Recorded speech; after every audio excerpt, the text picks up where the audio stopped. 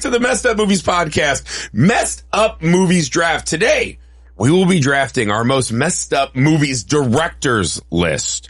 So before we start, a little bit of business. People, please go to Indiegogo, type in Mr. Cream Jeans, our very first movie that you can help get out into the world despite the charlatans trying to put the boot on our throat that are the cowards and pussies of Indiegogo.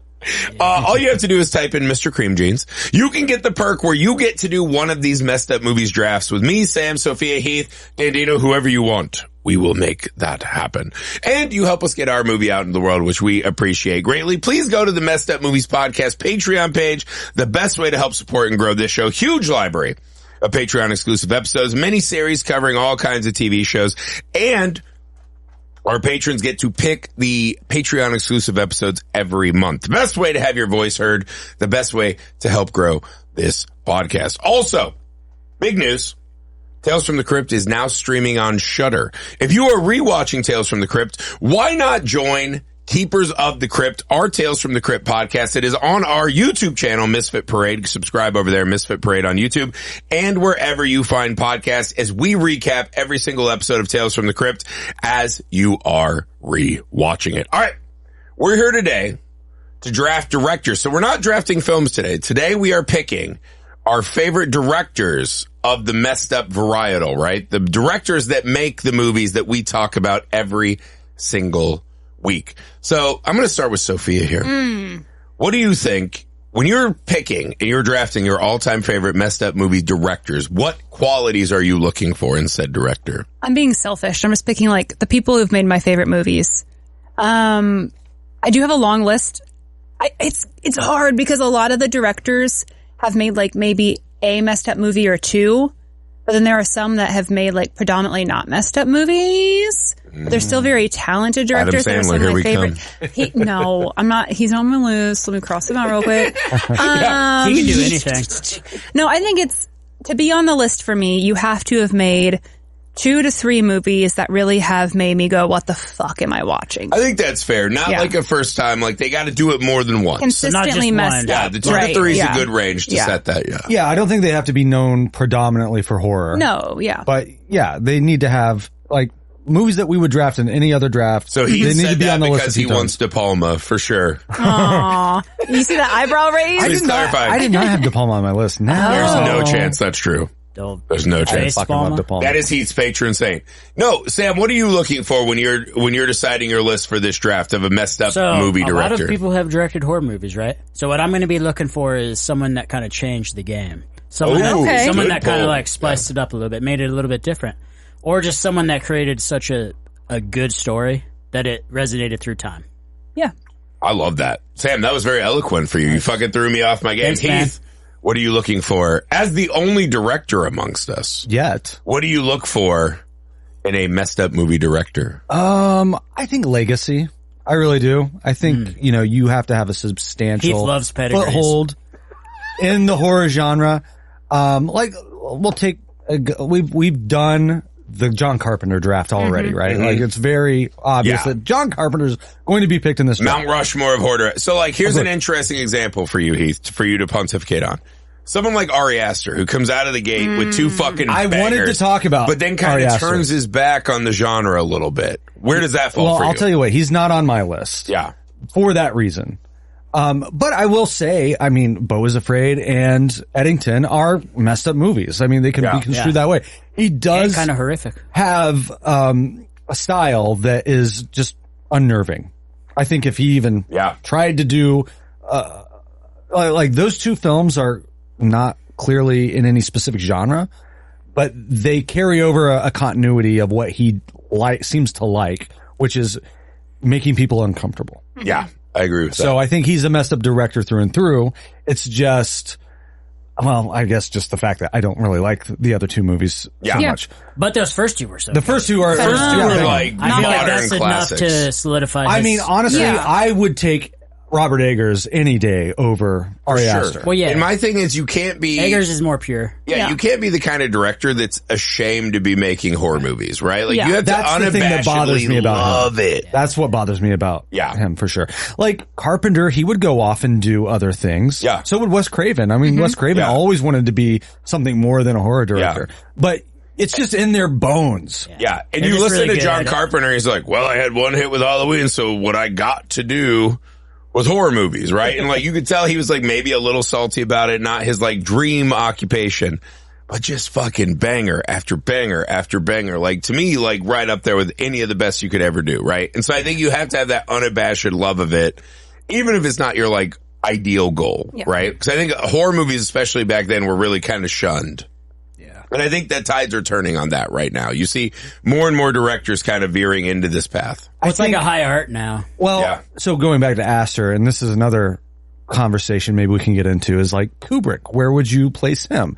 I think Astor, that's what he's chasing, is I can work in any genre, and this is going to be an Ari Aster movie, for better or worse. Yeah. So Kubrick, like, where would you guys place him? I mean, all of his movies. He wouldn't be on my list technically because he really made like a horror movie. He did one horror movie. He also made Full Metal Jacket, which is as horrifying as any movie you've ever seen. Clockwork Orange was pretty fucked up. They're all Eyes Wide Shut. Even like Lolita is subversive. Yeah. I mean, all of his movies. I'd say that he almost created his own genre of just his movies. Stanley Kubrick There's movies. a couple people that Hitchcock was like that too. There was like a genre unto itself, which was the Hitchcock movie. Because even if this is like not a horror movie, it feels like a Stanley Kubrick. But like, that's what makes a good director, is someone who comes into the game and creates almost a new subgenre, and you associate that subgenre with a name, not a title. Well, it's the auteur theory. Yeah, whatever it is, you immediately are like, oh, it's that guy. Yeah. And I'm really into that. Or woman, right? There are a lot of great fucking women that could potentially be drafted on this list. Unfortunately, I didn't have any women on my list. Okay, so it's not sexism if we don't draft a woman. Sophia betrayed her own. Trying to think. I looked into it, and genuinely, I just didn't. There are like Rebecca McKendry comes to mind. Phenomenal director. Female directors who have made amazing horror films. Correct. It's just Mary Lambert, Karen Kusama. Mary there are Harron. some great or Mary Harron. I think about Akasha Stevenson, who did The First Omen, and she's doing another horror movie coming up. So I'm hoping. What about Bone Temple? She was pretty badass. Oh, that's right. Shit, I forget her name. I forget her name too. She did Candyman as well. Yes, she Nia did. DaCosta. Nia DaCosta. Yeah. Dude, she's badass. She's fucking I think incredible. she'd be the one that would like, But that's.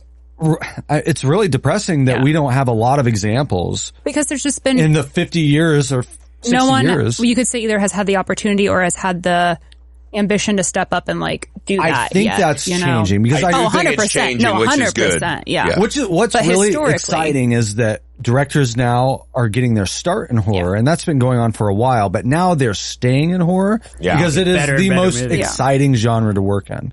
So hopefully, and it's good for theatrical, right? Yeah, horror is really good for theatrical. One of the last like great theatrical experiences. It's not like a fucking superhero movie. Yep. So like the director of The Substance, Coralie Farge. Yeah. Hopefully she is something else great. I mean, I could see I could see her being like a Kubrick style going, and he's a huge influence for her. But a true auteur, and maybe she kind of carves her own little, distinction out of. I think that's like a part of it is a lot of the people on my list, with the exception of, I think 2 or 3, are people who started in like the 70s or 80s. Yeah. And they've had a whole lifetime and a career. Yes. So I think you can. If we were to do this in another 20 years, there would be more females on the list. list. I even think about Jordan Peele, right? Like he's made 3 highly impactful horror films, and apparently he's working on a 4th. But is he weighted more than a lot of these other guys that just have, like you said, put in decades of work of contributing to this genre? I think on Instagram he is for sure. So I'm going to take that. I'm going to take that from me. Yeah, no, I mean, it is the weird, like, someone that comes to mind for me is like Tobe Hooper, right? Mm-hmm. Like, Absolutely. has the one, like, seismic change the game, and then other good stuff, but nothing that ever, like, Poltergeist was big. Was great. It kind of had that, like, specter of, like, did Spielberg have a heavier hand in that? And then Salem's Lot and, like, things like that. But Tobe Hooper made, like, the movie. He did. But he also birthed modern horse. I love Chainsaw 2. I think Texas Chainsaw 2 is awesome. Mm-hmm. I'm not in Bill that Moseley camp, but fucking killed it in that movie. But that's what I mean. Like, I think that'll be the trick as we go into the draft. Like, the director that made the fucking movie.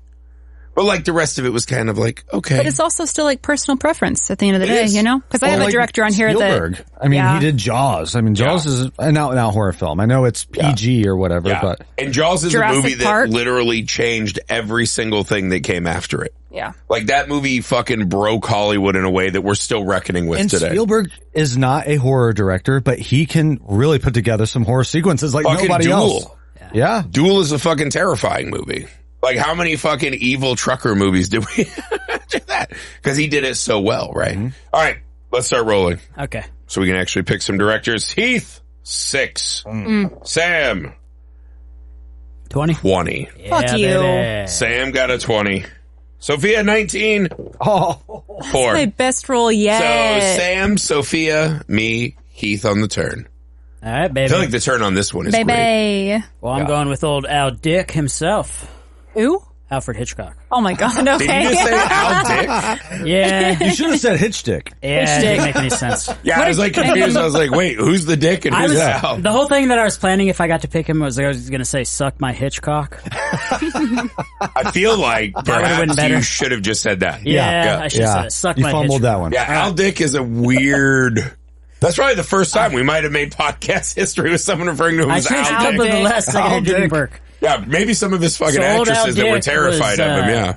Yeah, how long do we want to talk about Hitchcock? Because I could go I don't know. Like, when I could did go he 2 start? hours. The 1930s? Yeah. Yeah. No, before that, the 20s, The Lodger. 20s? Oh my God, yeah. So that dude kind of invented...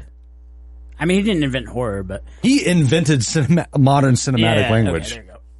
Storytelling, blah, blah, blah. And then he like... Visuals. You can't blah, blah, blah your first... Yeah, he was a creep. Blah, blah, blah. I don't like picking him, but He I'm was a pick him. creep. He was a creep. He was a creep, but take that aside. As a filmmaker, I do think there are so many kind of visual language inventions that he worked on. Yeah. That permeated not just horror, but also the thriller, right? Like the thriller is something that harkens right back to him, yeah. And voyeurism, all this stuff. We learned about in film school. Yeah.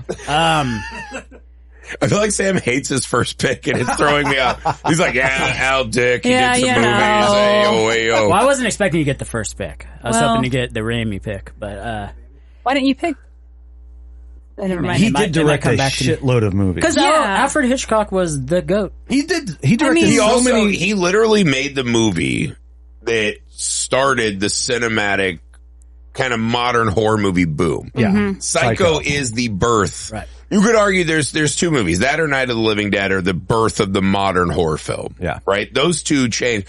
And Psycho not only part of horror, but also went on to do this like, obsession with serial killers and thrillers and all that. Well, it was like the branches of the horror film because Hitchcock went into the more cerebral, like mystery type shit. And Night of the Living Dead went into the gory monster shit. The blood and guts, yeah. Blood and guts. But the difference is Night of the Living Dead was an independent film. I mean, that was coming up out of nowhere. Oh yeah, Hitchcock had all was the backing. as established as it gets. He was the built biggest all director these working. sets. Like he was the one that started I don't know if he started the big soundstage productions, but I remember looking at old documentaries of him and all the productions that he had with the giant sound stages and Rear Window where he built the apartment buildings. Like, all this he was a guy with like an implanted office on the lot. Nobody had ever thought of this before him. He's like, we'll just build it all, We'll build all these fucking buildings. Yeah, it was cool. Yeah, no, I think because Hitchcock, there's also so many versions of it. Like you start with Psycho and whatever, but even before that, right? You have all kinds of fucking horror, but then you end in like Frenzy, where he's now playing in this kind of meaner serial killer movie that's based on Psycho. I feel bad for him because he would have thrived in the 70s, and he was just at the end by then, and he was so held back by the code, that he couldn't do what he really wanted to do, but he found all these inventive ways to almost make his movies more subversive and creepy and weird because he had to work around those rules. God, he's just the best. I love Hitchcock. Well, imagine going back to Psycho. At the end, they had to talk about what a psychopath was and a serial killer because they hadn't entered the lexicon yet in a way. So actually, that's a great point. Because were there even detectives yet? Was it like... Well, there were detectives. There were they? detectives chasing Jack the Ripper. Oh, that's true. Right? That but like not...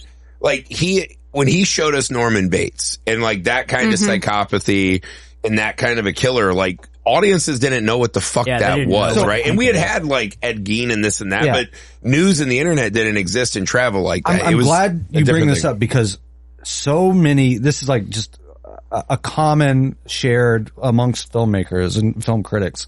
opinion now is that everyone hates that end scene of Psycho where the doctor is explaining the psychopathy of Norman Bates. I like that scene. I think it belongs there. Everybody's like, cut it. It's unnecessary. The movie needed to end right when they needed it back then, huh? You needed it because that was not something that people knew about. Now it's obvious. Now it's just now we're inundated with true crime and documentaries. Like all that shit we know. You don't have to do that anymore. Well, and what's fucked up is they went through World War II, you know. So they should have known about that. Oh my god. Well, yeah, I mean there was a world leader that was that's true. A little bit on the edge, that guy, I heard, What is that? That's that famous Norm Macdonald bit where he's like, you know, I've been reading a lot about Hitler. He's like, the more I read about that guy, I'm not that fond of him. Right? It's like, no shit. Exactly. All right. Hitchcock is an unimpeachable first pick. Sophia, what do you have for your first? So mine, I'm going to take a moment. It's the Jesus Christ for me of directors. You're picking Jesus Cristo? Jesus Cristo. He's directed 42 films in his career. I'm gonna start naming off just a few of the highlights because we need to discuss these. Here. This is good. Pee-wee's Big Adventure. Damn it! Beetlejuice. Are you fucking kidding me? Edward Scissorhands. Batman Returns. Mars Attacks. Sleepy Hollow. Planet of the Apes. Yes, sir. Sam. Corpse Bride. Todd. Dark Shadows. Big Eyes. Dumbo. Anybody else would pick Tim Burton. We have to talk about Tim Burton because he's. I don't know. We don't talk about him a lot. Well, I think he falls into that. I would honestly, he would not have been on my list because I don't think of him immediately as a messed up movie director because he did the brilliant fucking plan, which is he made messed up movies that families could watch. Yeah. And that's such a fucking hard and impossible fucking dark task. And twisted, but even going back to Frankenweenie. Frankenweenie, so fucking good. Even go back to he produced Nightmare on Elm Street or a Nightmare Before Christmas, but a lot of that is based on his designs. Yeah. I remember seeing that movie as a kid and it fucking melted my brain. I was like, holy shit, there's like kids getting shrunken heads and all these fucking insane designs. We watched this man unfurl his dark fantasies before us, and Pee-wee was the same, man. Large Marge is fucking terrifying. The eyeballs and the Scissorhands is so fucking unnerving. Like he's the goth prince. Yeah, those were all things as a kid my parents would rent for me. Yeah, because we could watch them as a family. I'm gonna go out on a limb and say that Tim Burton's probably a creep too. No, he's not. I'm guaranteed. You know what? Don't talk about little Tim like that. He pulls a lot of ass. Yeah, That's what I'm saying. Dude. Monica Bellucci. This dude. Yeah. Well, Monica Bellucci's. Yeah, that Monica Bellucci thing blew my mind. I don't get it. Helena Bonham Carter. I don't see what she sees in him, but. Well, for me, I'm sure it has nothing to do with the fame and fortune. He's not that talented. Yeah. No, he's so talented. Shut your fucking mouth, Sam. He just makes little puppets. Sam, I swear to God, I'll wrestle you downstairs right now. He makes little creepy ass. I'll get my Griffey socks on. You I don't give a fuck. fuck. With Sam, you might fucking eat some hardwood. I'm gonna go out on a limb and say, dude, Tim Burton's kind of a creep, dude. He just makes little tiny puppets and makes them dance. He's made literally one movie. Never made a puppet movie, actually. Almost all of his movies. No, Tim Burton's flaw is that Tim Burton's making a Tim Burton movie is great. Tim Burton has a slew of the worst fucking remakes of all time. I liked Big Fish. Big Fish fucking rules. I thought Big Fish was Tim Burton's only flaw good is Tim Burton's Alice in Wonderland, Planet of the Apes. When Tim Burton's doing other people's movies, he has crashed. Batman crashed Returns. And burned. Son of a bitch, Batman. Yeah, thank you. The best Batman movies ever. Yeah, that's true. He Batman fucking rips. Batman 1 and 2. Yeah, but that was before the superhero genre. He helped invent the superhero genre. There was only Superman before that. That makes it even better because he had nothing Batman to Returns is like a truly fucking movie messed of all up time. superhero That's an movie. S&M movie, man. Yes, 100%. So, dude, even the Penguin's origin, like that movie's fucking gnarly. I'm telling you, dude, Sophia, in 10 years from now, there's going to be a documentary that comes about all the crazy shit Tim Burton did. Oh I think my Tim God. Burton just knew the cardinal rule: get consent, brother. Get consent, brother. I'm sure he's a creep, but you just get that fucking all changes consent, after dude. a certain amount of time, bro. He's just a talented little dark soul. That's true. That's true. Alfred Hitchcock has no skeletons in his closet. Yeah. Good Exactly. logic. Right. Good logic. The best Tim Burton movie is Ed Wood. And I watched You it think? again. Oh, it's my favorite. Well, it's technically the best and the worst, if you want to talk about directors, he made a movie about a director. Yeah, that's true. And it's also a love letter to Bela Lugosi and like the history of horror in Hollywood. I mean, that is a gothic movie. It opens with a title sequence ride through a cemetery. Yeah. It's so great. God, I'm very That's jealous. That's what I love about him. He's not afraid of like doing the dark, whimsical, like whimsical. There it I is. feel like he was born in that. He's one of a kind. The but whimsy. like Edward Scissorhands, like I think it's obviously a popular movie, but everything that he put into that movie, I think it's overlooked. Like all the social commentary and then like the Frankenstein-esque. And then it's also, deep down, it's probably a metaphor. No, his last movie, Price. Vincent Price. Yeah, bring Vincent Price back to tie it to the past. Fucking beautiful. Like he respects what came before him, respects what he is currently in, and respects what the future might hold. That's a great point. Makes him a good director. The key, right? That love of what you're doing. That's fucking awesome. Yeah, he just doesn't respect Helena Bonham Carter, though. All right, girl, don't get me. Oh my god! Stop the character assassination. Anyways. Oh my god. I hope Sam's an ever famous director. I can't wait to fucking spill the deets. I think it's probably a metaphor for something creepy that I don't understand, but I loved Edward Scissorhands. I'm in such a bad spot right here. You guys have fucking left me vulnerable. Because there's a pick I want to make, but if I do that, Heath is going to get the number 1 and 2 from the Mount Rushmore of the best horror movie directors ever. I have to do it.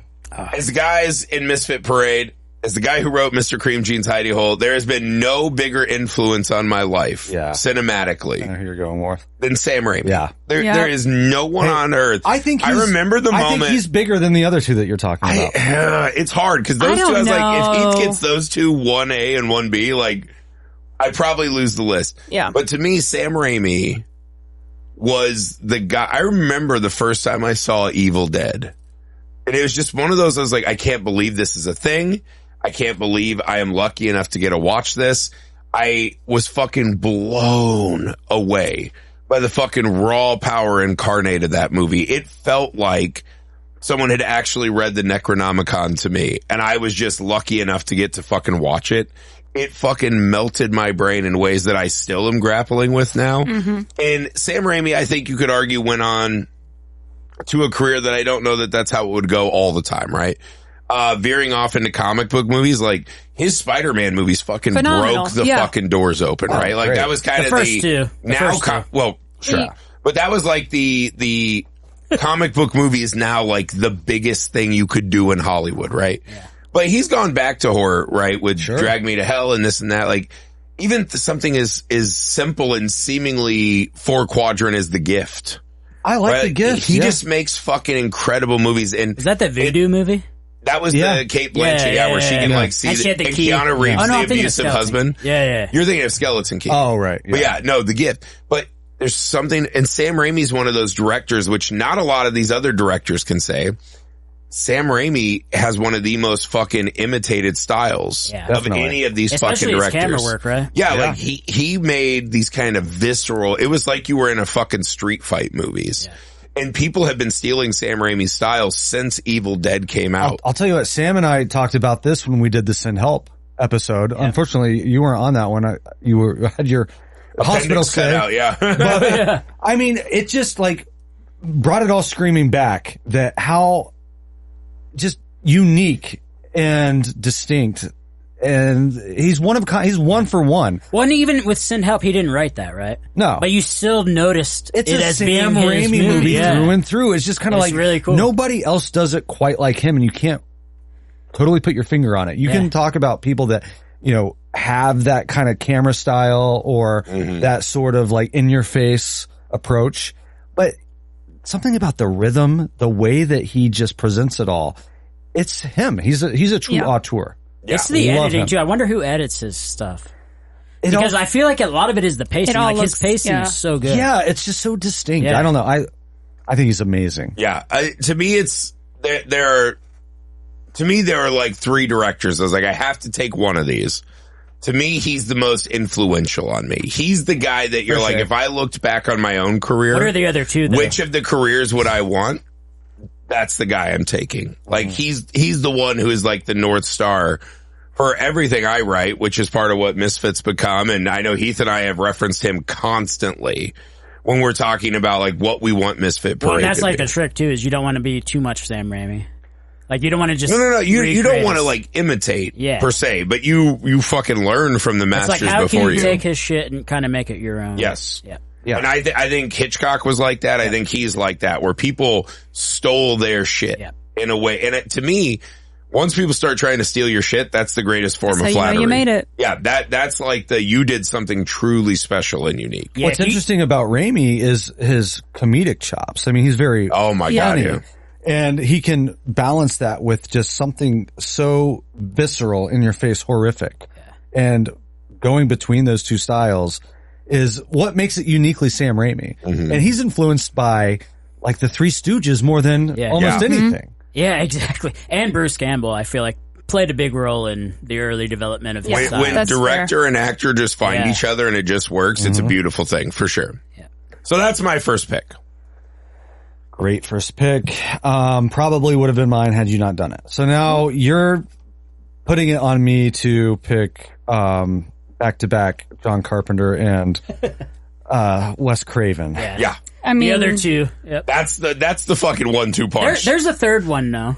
There is a third one. There's a shitload of incredible directors, but like for guys like us, and Sophia, you're much younger, but I know you still fucking watch other movies. How can you fucking beat the fucking atomic impact that Wes Craven and John Carpenter had on the most important era of horror of all time? Okay, so my number one, I have to go with those two. Number one for me, I'm curious for you guys. Who out of you? Carpenter. Okay, Carpenter. It's gotta be Carpenter. Wes Craven has the best movie in Nightmare on Elm Street. Carpenter has the best catalog. John Carpenter has the best catalog. The Thing is better than Nightmare on Elm Street. I think Nightmare on Elm Street waxes. I am a Nightmare on Elm Street girly. I think not waxes. I think it was a much bigger cultural thing, Nightmare on Elm Street.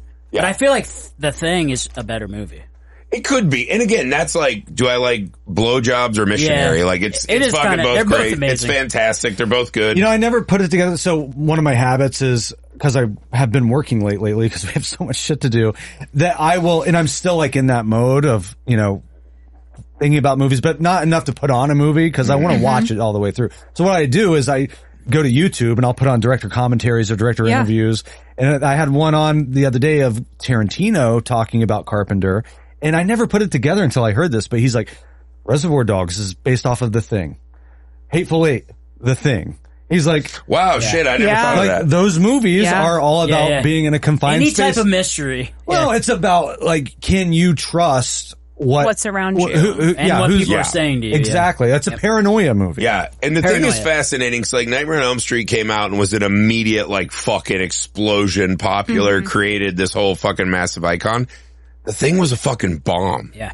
Yeah. Like that was a fucking bomb that did nothing and has now become, like if you go on Shudder and watch the 101 scariest movies or whatever, that's number 2 right behind Texas Chainsaw, right? Like that movie has become such a fucking touchstone. And I think cinematically just achieves such absolute, to your point, it's this claustrophobia and paranoia. Like it really achieves far beyond the kind of alien conceit, right? It's kind of a modern Body Snatchers in that way. John Carpenter was more diverse too, I think. Like he proved that he could do an action, he could do a horror, he could do a horror comedy. Wait, didn't Wes Craven do a Elvis documentary? Don't even. Carpenter. That was Carpenter, and somebody picked it on our John Carpenter draft. Just leaning into my facts that John Carpenter is the most diverse. You know what? I'm here for Cunt Sam. I do like Cunt Sam. Here's my thing about Carpenter. He is a real crank. I love him. That's the thing is Carpenter's a fucking crank. Dude, he's such a hateful old prick, it feels like. He is. Like he really just seems to hate everything. And he just talks shit about everybody. But honestly, he likes Same Girl. Spielberg. He talks shit about his own movies. Yeah, like when you watch him in documentaries and news videos, like, fuck it, I need a paycheck, blah, blah, blah. He's just fucking mad he's not playing Call of Duty or whatever. And there is something about that is like a turnoff. It's a bit of a turnoff. Yeah. But that's the thing, like if you look at Wes Craven's everyone loved Wes Craven. Yeah, he was such a beloved guy, but you look at his non-horror movies, Carpenter waxes him. Oh, for sure. Carpenter waxes him across the board. Wait, what are a couple of Wes Craven's non-horror movies? So, but like Red Eye, right? Red Eye is like a fine movie, whatever, right? I guess that is kind of a horror movie. It's a thriller, right? I'd say that's one of maybe his better ones. I thought you meant like a romantic comedy. Well, he did that Meryl Streep movie, right? Like Music from the Heart. Yeah. Oh, okay. And that's fine. Whatever. You're trying to do a thing, whatever, but you're fucking Wes Craven. You have a name literally designed for horror movies. Yeah. But I think you could say Carpenter with Halloween, right? He started the whole slasher craze and all this kind of shit. You could argue, though, Wes Craven fucking kept horror alive in the 90s with Scream. You could also argue that his version of the slasher, Nightmare on Elm Street, added a whole fucking level of sophistication and practical effects that changed the way we made movies in the 80s. Like, people then started to be like, oh, Nightmare on Elm Street, that's what we got to do effects wise, and fucking blew the doors off with that. So it's a closer argument than I think initially you would imagine. But they've made the most, they have the deepest bench of titles that are iconic horror films. Multiple franchises, multiple classics. Yeah, they are 1 and 2. I mean, probably. And they did it at a time where it wasn't popular, you know? And it was. The 80s was like the boom, but partially because it was of popular them. because of them. Yeah, sure. Yeah. Like they kind of brought it out. They were the 2 best directors in the best era of horror we've ever had, to me. I would say you could argue the 70s, but like the 80s is like the best horror. Yeah, maybe, but all the people now are standing on their shoulders. Exactly. Right? Like those 2 guys to me.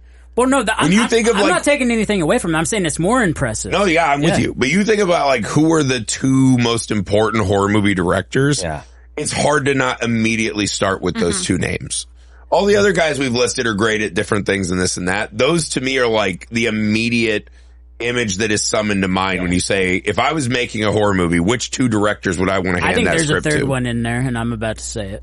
All right. No, you're not, 'cause it's my pick, bitch. Is it your pick? It is. Yeah, he got Wes Craven and John Carpenter and Wes Craven. Oh, I gotta wait all the way back to Yes, sir. Oh my god. Dude, this is brutal. Never mind. God damn it. Okay, this one's harder than I thought. I'll take Eli You know Roth. what? Number 2, I'm taking Tobe Hooper. Okay. 1, Texas Chainsaw Massacre. Salem's Lot's the scariest fucking scene that's ever been made for TV.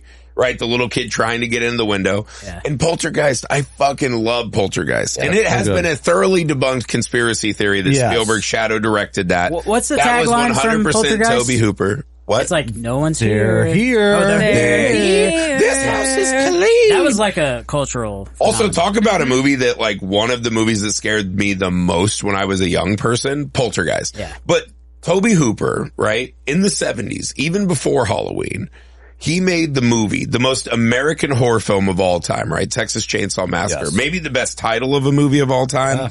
This absolute assault on America, right? That the American dream leaves some people behind. And what happens when you, on your way to a fucking Skinnerd concert or whatever, fucking veer off the path? And these people are forgotten and beneath you. They're the fucking poors, whatever. Those people still gotta eat. And Leatherface was such a fucking scary movie. That movie is such a raw nerve, right? It is one of the scariest fucking things that's ever been made. It still fucking hits as hard as it did today.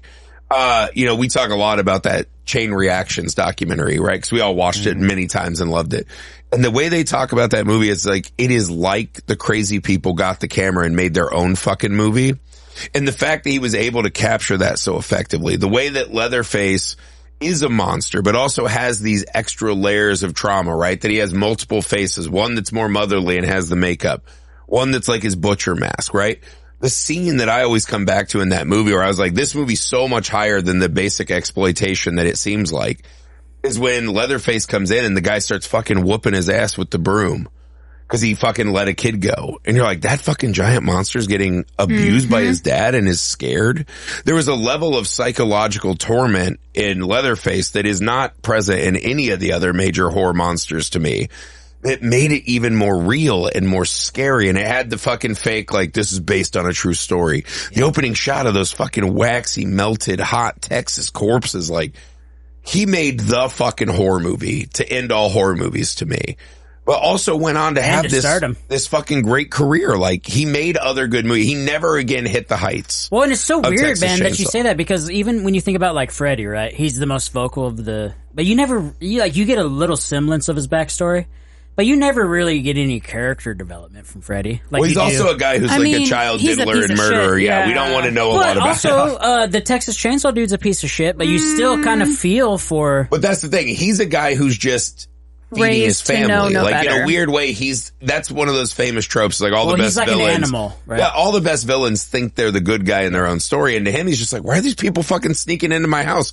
Yeah. Like, Leatherface was the first stand your ground law guy, right? Yeah. He's just like, why are these motherfuckers climbing in my Texas, fucking house? They showed up at his house. Yeah. Why are these fucking people of a higher economic class just walking in my fucking house? They could hit me with the hammer. And speaking of like Wes Craven, you could easily compare Hills Have Eyes and Glass House on the Left to what Tobe Hooper was thing. doing with Texas Chainsaw Massacre, there's no comparison. No, there's a magic in like what in that quality. movie accomplished. Like, Last House on the Left is every bit as fucking mean and American and this and that, but it's just, there's an off-puttingness to that movie that Texas Chainhouse somehow dodged that just keeps it infinitely more It is viewable. pretty off-putting to me.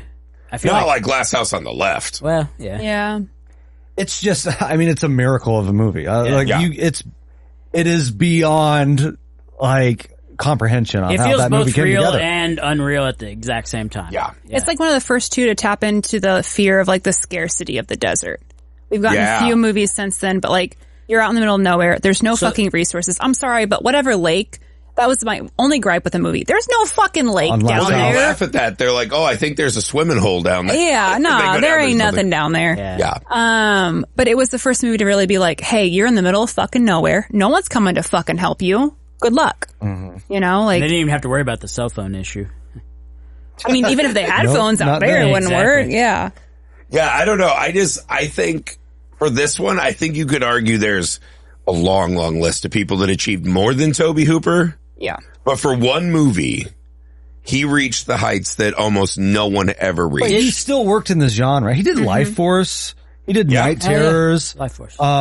Obviously Poltergeist. Like he kept, he was, Salem's Lot was a huge Salem's fucking Lot deal was when I was a so kid. he was like a spooky. journeyman. He did an King. episode of Freddy's Nightmares. Yep. Oh, yeah, I forgot about that. Yep. Yeah. So like, yeah, I mean, he's a horror guy. Yeah. He stayed in that lane for the most Yeah. part. Toby. Yeah. So I'm taking Tobe Hooper number 2. All right, Sophia. Ironically, I'm Now's going your chance. Pick your dreadlocked So boy. I didn't pick him first because I didn't want to lose Tim, but I'm going to pick the guy that everyone says is a ripoff of Tobe Hooper. Rob Zombie. I knew it. I knew this gotta was pick my happening. boy, Rob you wore Zombie. the Rob Zombie hat and everything. You Robert ready? Zombie. I got my House of a Thousand Corpses. Oh, that's right. Yeah. Hey, is that Came his in legal ready. name? It is Wait, now. Bobbert Zombie? Robert Zombert. Robert Zombie? Robert Zombie, yeah. So That's his slave name. listen. His writing, His some real of his name is movies, Toby. Jesus God H. damn it. Okay, 1 second. Let me get a White Claw. I can't do a peach. Wasn't that from the one about the Stupid. roots or whatever? Get out. And the Get one out. about the roots, yeah. Oh my yeah. God. That was Oh it. my God. Well, right, okay, well, we're off How the rails. dare you insult Robert Zombert like that? I feel like I can because I feel like he's not even gonna think about it.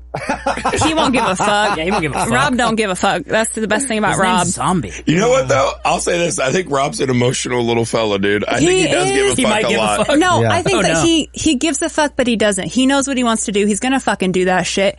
And as we have seen with like some movies that didn't do as well as others, he's gonna stay true to what he wants to do. He's not gonna listen Yeah. to what, That is awesome about him. you know, like he's also got the up that he doesn't really need big studios behind him to make these But movies. he wants them. No, I don't think. But he's got that maybe rock in the star early attitude. I see 2000s. what you're does. saying. Well, though. and I'm the with thing you. is, he can just go on tour. He's going on tour this summer. Yeah, so I feel know. like he Oh, I'm doesn't, going. He doesn't Yeah. do it for the money, which is awesome. No, he just likes to he make just movies. wants to make good horror movies. And he makes like, I think that he's inspired by a lot of people and he's talked about that. Mm-hmm. And people see him as ripping off certain people and he has also confronted that and been like, I'm not. I'm just inspired by those people. And I'm just doing something that I want to do with my spin on it. And The lamest kind of accusation that you can Yeah. throw at a director is, oh, you ripped off so-and-so. Like, everybody steals. The great artists steal. Well, it's crazy. Like, no one fucking bitches about that when Tarantino steals, like, Right. every fucking, Not but as not bad like with that. It Rob. doesn't stick to him, right? And it's like Tarantino's literally taking shots from like Yeah. 70s made for TV movies. Right. And it's okay, but yeah. Rob second Zombie Rob wears makes it a a little on the desert sleeve, but it's movie. because he's not a real director. That's the trick. That's he's what not everyone a real attacks director. him with. But I was like, when I saw House of a Thousand Corpses, it was such a fucking like, Beautiful. holy shit, Yeah. dude. I've been waiting for that movie. And it showed that like he knows what he's fucking doing. The suspense he can build in the movie. Right. The atmospheres, the And characters think of the jump he from builds. that to Devil's Rejects. It was such a fucking monumental Yes. jump, and it's like, Even oh my that god, opening he's getting scene. better. Yeah. You could just Yeah. tell like, oh fuck. We've stepped up our game. Like Sherry Moon has also stepped up her performance game. Like there's more stakes in this He married now. well. I also think it's crazy people shit on him for putting his wife in movies. I was like, what the fuck? I hate when people do that. What the fuck? If she's good, why not? Not even that, but like, you just want to do what you love with the people you love. Even if she's not Meryl Streep, it's his fucking wife. And she does good. He's going to be out on set forever and whatever. And he has a rock star who wants to fuck his wife and be around her all the time. What a fucking novel fucking critique. No. Everyone loves the Addams Family. But they're going to talk shit about Rob Zombie. You know the Addams Family? Uncle Fester. You're talking about the Addams Family. The horror the family. people, Yeah, it's it's cool that they make all their movies as a family. I think that is fucking cool. There's something about that I find very endearing that he's just a rock star who just fucking loves his wife. But also, she's not bad. No, she isn't. I also she's don't really think good. she's nearly as bad as she gets fucking credited for. Like, she was great in Lords of Salem. Phenomenal. They have an aversion of nepotism, so that's always kind of like... But it's not, is it nepotism when it's just a couple making movies together? I don't know the definition of nepotism. I think nepotism is like a He younger... didn't get in because Bobbert Zombie Sr. was a mogul. He made himself a famous rock star, and you get opportunities when you're a fucking famous guy. Yeah. Like, nepos are everywhere. I wouldn't even lump him in with that. Jamie Lee Curtis he probably is gets judged more harshly because he's a rock star, you know? Yeah. If he was just a normal dude that made House of a Thousand Corpses, like he raised the money. If we made that movie, we would be fucking stars. Yeah. But that's the thing, because he's a musician. It's easy for him. He gets fucking lambasted, I feel somehow like. easier for him. And again, like, I loved his 2 Halloween movies. I really liked them.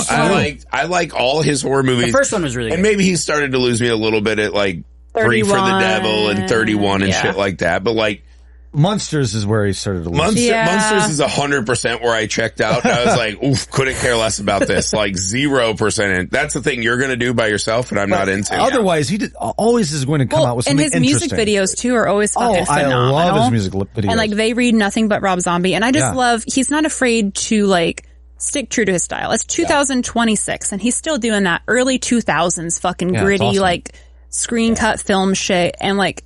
We know what we're going to get when we go into a Rob Zombie movie. Yeah, and his aesthetics fucking scream 70s, which I always like. Like bell bottoms. 70s is the best decade of film of all time. I wear bell bottoms because of him. You wore your bell bottoms because of him. His music choices too, man. Like, he's obviously musically He always has the best soundtrack. And especially in The Devil's Rejects too. I thought the score, or not. Free from Hell? Devil's Rejects, which was a sequel to House of a Thousand Corpses. Sorry, Devil's Rejects, which is House of a Thousand Corpses. The best ending to any movie ever. Freebird at the end with the his scene. Music choices. All of Freebird, like all. The entire fucking. It was beautiful. One of those, I was like, all right, press the gas, let's go. No, because you see that beautiful helicopter, because they didn't have drones back then, but that helicopter shot of the family coming up. Pay a lot of money for those shots. You know what I'm saying? And then Freebird starts to play, and you just know, in your head, you're like, oh, we're gonna get to that fucking riff chorus, we're gonna get to that fucking bridge with that guitar solo, and shit's gonna go down. And sure enough, I don't like that they brought them back to life. I will say that. They should have died.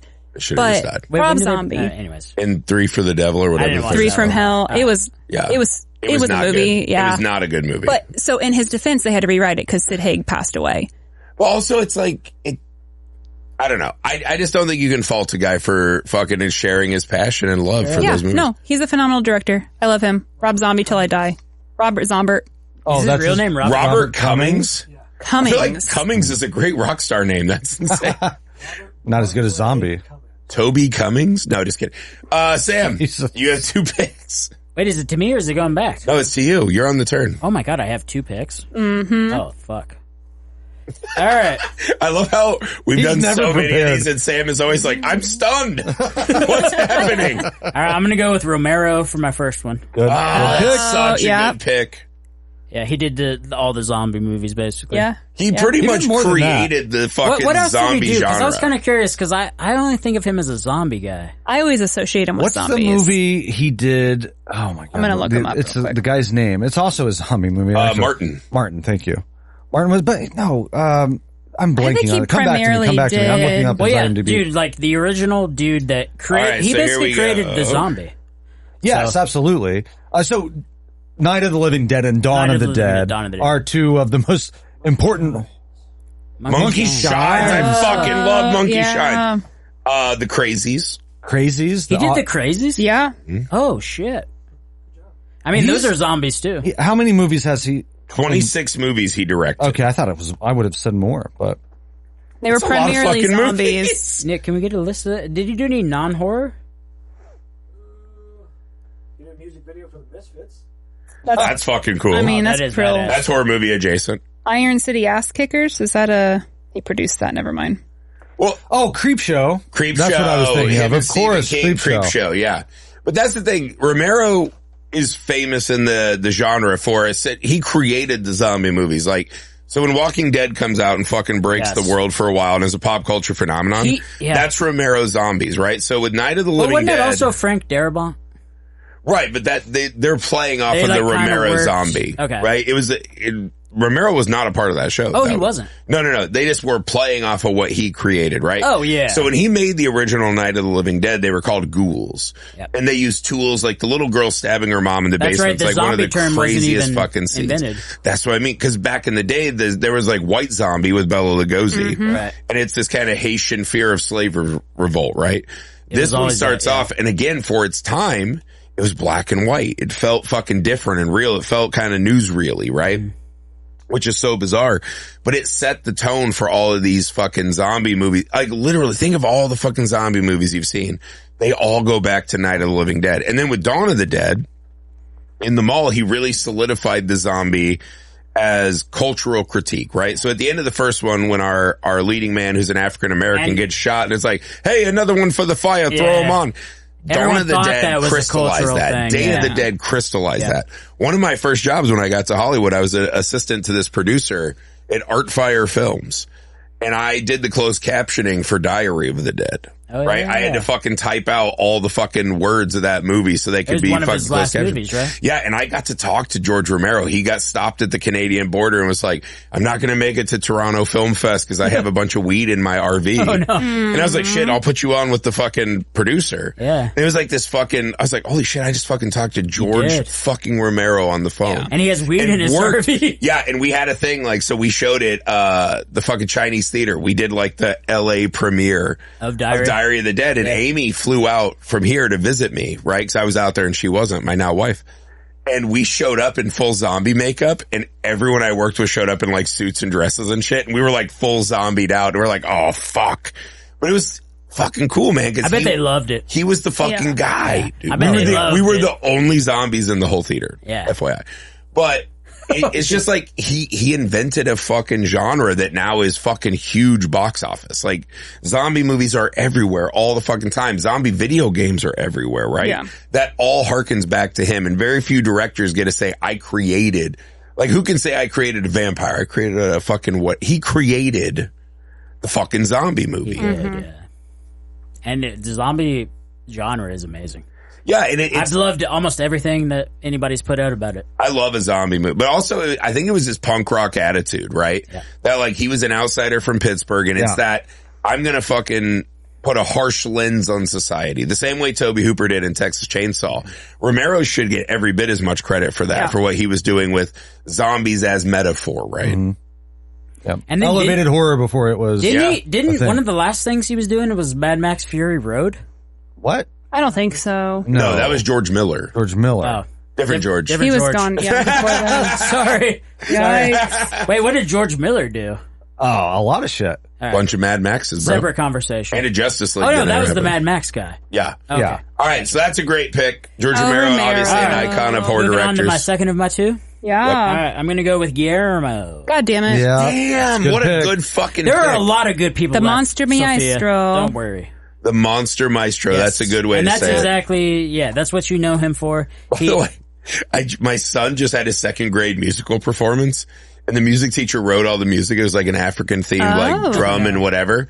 And then all of a sudden, because I have to sit in there every day because I'm one of the specials teachers, I sit in and we all yell at the second grade together to not fuck around. Because there's like 150 kids in one room. Jesus. And all of a sudden, the lights go blue, and Logan's class is doing an interpretive dance where they're like, and I was just like, this is fucking hysterical. I love it.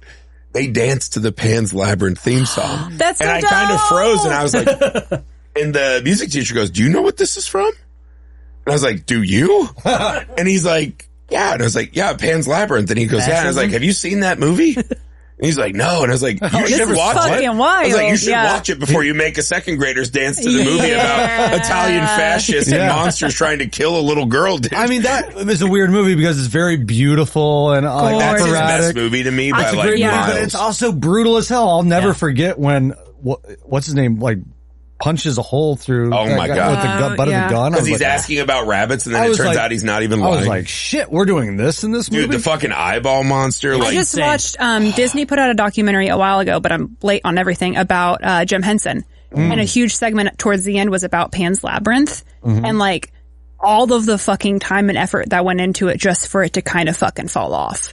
Yeah. And not really become... Has it? Has it fallen off? No, when it first came out. Pan's Labyrinth? Yes. No, it was nominated for an Oscar, I thought. I thought it was huge when it came out. I don't remember if it was huge or not. It was very critically... No. Okay, so it was the movie before Pan's Labyrinth that fell off, and then they did Pan's Labyrinth. You're right, never mind. What was the other one? Hellboy 2? No, it was the other Jim Henson. Hellboy 2 was awesome. See, I'm on a whole different tangent. Dark Crystal fell off. Yeah. And then Pan's Labyrinth came around. But seeing all the puppetry that went behind it, and then it was really cool because they had the behind the scenes of like everybody on set working together in it. But it was just wild to see the amount of extra effort that it takes to make like these fucking puppets interact with the set design around them, and like two people coming together to form a vision that is somewhat similar, but also very wildly fucking different. Oh yeah. Well, I think that's the beautiful thing he does is he understands having the monster in the space. Yeah. So like you look at something like Shape of Water, that movie can't exist with a CG monster. Like to me, that is his most fully realized movie, right? Like Tarantino has that where he's like, what's my best movie? What's the movie only I could have made? And blah, blah, blah. Like Shape of Water is a movie only Del Toro could have delivered in that shape. It was his most fully realized version of this kind of dark fable, right? Where the monster is not the monster, that the humans are monsters. And that's what he's always been so good at selling. He's never really deviated from that. I mean, he's played in like, with Hellboy, the superhero genre, but mostly it's But that's what Hellboy is. He's the fucking monster. It's even going back to what was his first vampire movie? Kronos. I mean, he did do Blade 2. Did he really do Blade 2? Blade 2 is good. I like the first one better. But I had no idea. He did Blade 2 for sure. Blade 2, That's fucking insane. And it was awesome. Yeah, it's great. Kronos is his very first one out the gate. It's like this tragic monster. He always has it's just sympathy. an old man that touches this like golden heart. Next thing you know, he's a fucking vampire. He always has sympathy for the monsters, and he's very upfront about that. He talks about it all the time. Yeah. He likes them a little bit too much, if you ask me. I picked him. Never mind. Has he ever done a straight like hardcore horror movie? Like Mimic was sort of maybe. Mimic was like cockroaches. Yeah, I mean Nightmare Alley weirdly might be. Oh God, I love Nightmare Alley. That might be the most fucked up thing he's ever made. That's a great movie. He's got to, For big horror directors, he's got to be up there. Well, he won for Pinocchio, right? Yeah, Pinocchio. Shape of Water won Best Picture. That's huge. What did he get Best Director for? Shape of Water? Not in Frankenstein. Yeah. Frankenstein. Oh yeah, Frankenstein won it was right behind not Black Panther, but Sinners. Yeah. For nominations. Yeah, for nominations. All right, good pick, Nick. Oh my God, wait. Sophia, you're up. You know what's funny? Not Pan's Labyrinth. That whole documentary is about Labyrinth.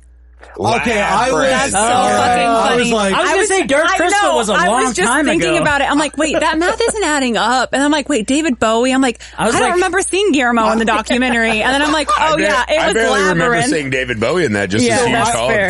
I thought you were just going down a road of they had like a spiritual connection. No, it was. I remember Dark Crystal flopped in the 80s. Because I even thought in my head, I'm like, wait, I think I'm like hyperimposing Guillermo into that documentary because I don't remember him being there, but I remember seeing the director. Labyrinth was phenomenal. Who even directed Labyrinth? I don't know. I couldn't tell you. No one fucking knows. I think it's Sleestack. Jesus. Yeah. Okay, anyways, sorry, I wasn't ready because I was down that rabbit hole of White Claws. We're 2 cases deep. Sorry, y'all.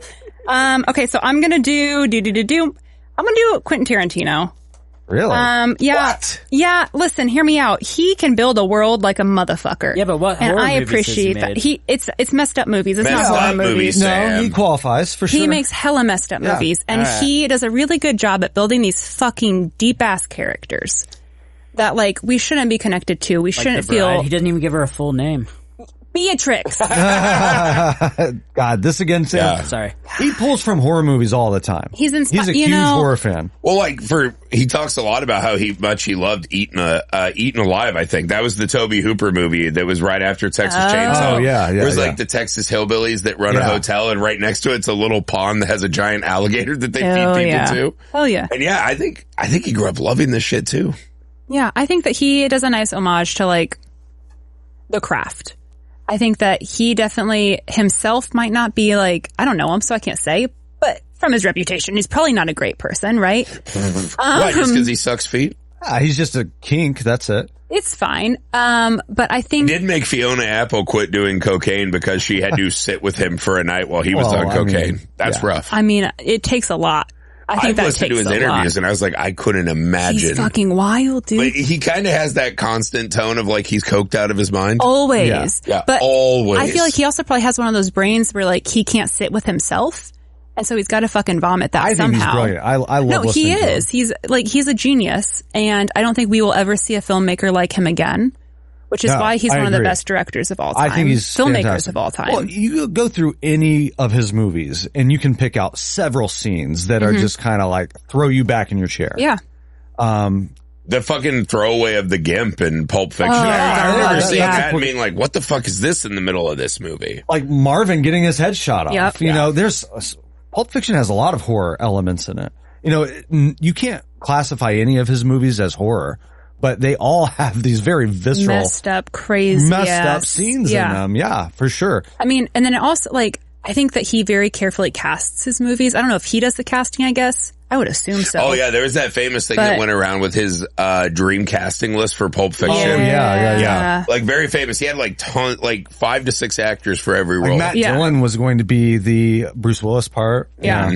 I think he's just very smart in what he does. And once that man... He might be on the spectrum. I can relate to that. But like, once he has a vision, he's gonna fucking do that shit. And he's kind of like Zombie, where he doesn't give a fuck if people are gonna interpret it in a way that he doesn't mean it to be interpreted. He wants to fucking do that shit. He's gonna do it. Once Upon a Time in Hollywood, he's still fucking hitting. I love that fucking movie. That movie's great. Phenomenal. Not into that movie. I love that movie fine, too. I actually think this is cheating and I'm mad about it. I feel like Sophia's gonna get the Tarantino hive out and get votes, even though he's not. What do you mean? Director. He is a messed up director. Death Proof. He did do Death Proof. That is fucking true. Django's That's pretty fucking messed Quentin up. Tarantino has not done one single horror movie. It's Messed Up Movies Podcast. Yeah, Sam, you fuck. Not the horror movie podcast. No, it's Messed Up Directors. I think Tarantino's I was told great. horror directors. All mine are based off of horror. Okay. Well, that's your own problem. All right, well then I fucking handicap myself for no reason. Well, who would you have picked? Very solid, Sam.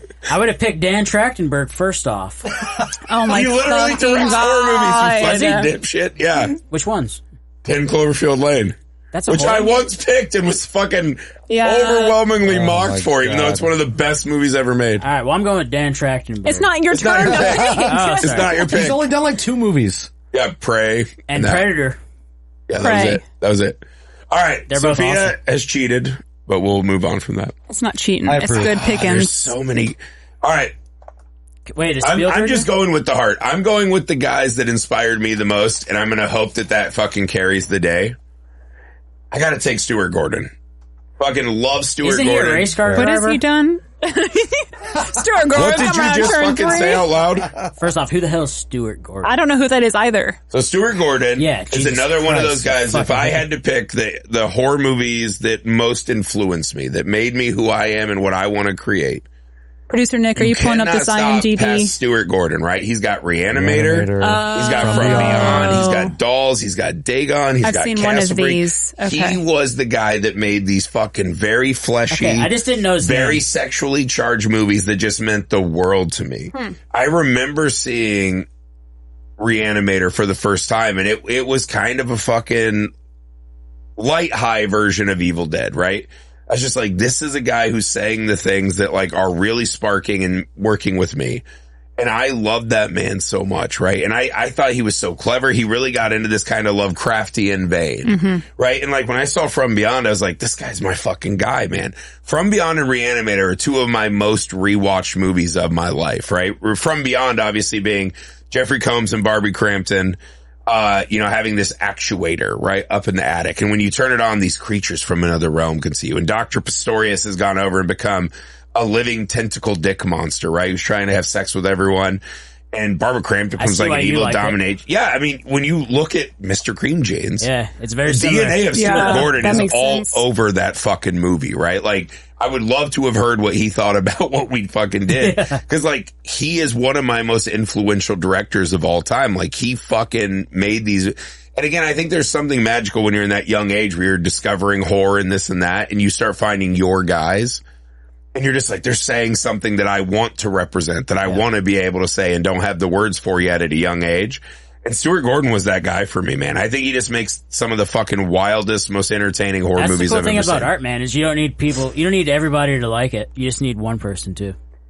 Oh yeah, to me, like, I'd put him right up there in like top 20 favorite directors ever, let alone messed up directors. Like, I think that guy's infinitely fascinating. He was going for stuff that nobody else thought to go for. Yes. Which was very cool. It makes him, distinctive and on the pantheon. Yeah, and again, I feel like what's cool about Stuart Gordon too is he was that guy that never really crossed over or became much bigger, right? So he always was like that fucking punk rock band you love that never like made it all the way, and that made you love them all the more, right? He just kept working in like low budget horror.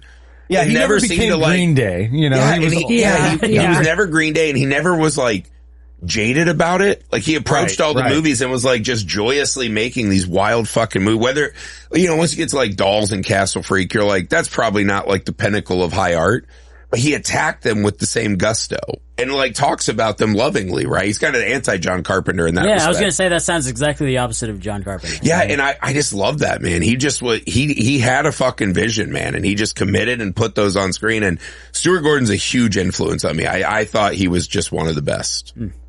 All right, so I'm closing it out with you two got picks. two. This is tough. There are so many on my list, and we haven't done a lot of modern horror, like up and coming horror filmmakers. I might have to choose one, but it's going to. I'm just going to have to do this math in my head while I filibuster. So, while I filibuster. So I'm going to filibuster with William Friedkin. Okay, Friedkin's my guy. Friedkin. I fucking love. I will listen to a William Friedkin interview all day long. He's kind of cranky. Yeah, between him and Carpenter, you're taking the real cunt list. He's a bit cranky like Carpenter, but Carpenter is just grumpy. Friedkin just doesn't suffer fools. Like, there's that great interview with him and Winding Refn, where Winding Refn is like, well, only God Forgives is a masterpiece. He sort of says it offhanded, and he's like, hold on. Yeah, he's like, what the fuck did you just say? Out to his face. He's like, you're telling me. Oh, God. Friedkin he's just like that hard-nosed Chicago guy that is a real bastard but can back it up. Okay, so Exorcist, obviously, huge, but I love his later work. I love Killer Joe. I love Bug. I bet you loved Bug, didn't you? I love Bug. I fucking love Bug too. Bug is so good. Dude, Bug was so hard. You were hard watching Bug? Wait, what? I just felt like it was a hard movie to watch. I don't want to talk too much shit. Friedkin's great. Oh my God. Sam's new strategy, not talking shit after he accused Tim Burton of a sordid crime. Literally. Yeah. Well, Tim Burton's different. Friedkin, I feel like, needs all the aid he can get. Oh my God. Tim Burton gets all the like love. the truck in Sorcerer, he needs help. Even his movies that weren't, genre like we like to talk about them, had edge to them. Blue Chips. Wait, Friedkin did Blue Chips? Friedkin did Blue Chips. Sam's fucking high school Frankfurt High School was the gym where they fucking filmed Blue Chips. We had those dolphins painted up. When I was running my laps in PE class, we looked up at the dolphins and we were like, oh yeah, Blue Chips. Yeah, I was in the crowd for Blue Chips because Nick Nolte famously shadowed Bob Knight for that movie. Yeah, that's right. Nolte was in the locker room with if you're an IU fan like me, I'm a huge IU fan, and my house was like a Bobby Knight was like the Pope house. And he had that famous speech, I'm sick and fucking tired of losing to fucking Purdue. Yeah. And he lost his shit. That was one of the days Nick Nolte was shadowing him for Blue Chips. Oh, is that right? I didn't realize that. Yep. Well, that is a famous and all piece of audio. all of the training scenes was my high school. Huh. Yeah, that was all when they were all training. Yeah. But he just has that edge. Like, he gets in there. He's gritty. And very much a director of the 70s, like really fucking steeped in that. Even Blue Chips seemed like a 70s movie. Like the French Connection, right? They're really going through those streets. Like, he's gonzo filmmaker. Oh, yeah. He's not following any sorts of rules. Cruising, that has a real kind of malevolent undertone to it. I mean, that's a uncomfortable movie through and through. So he's always bringing this kind of like for lack of a better word, edge to what he does that I think makes him extremely unique. And then, of course, The Exorcist, like Texas Chainsaw, is one of those totemic films that you have to put on the Mount Rushmore. Absolutely. That's the Tobe Hooper argument, right? You made the fucking horror movie.